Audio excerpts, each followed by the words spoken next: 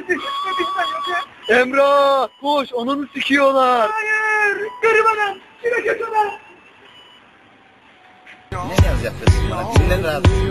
Ver be avrağı. Zaten bu çocuk yarın oluyordur.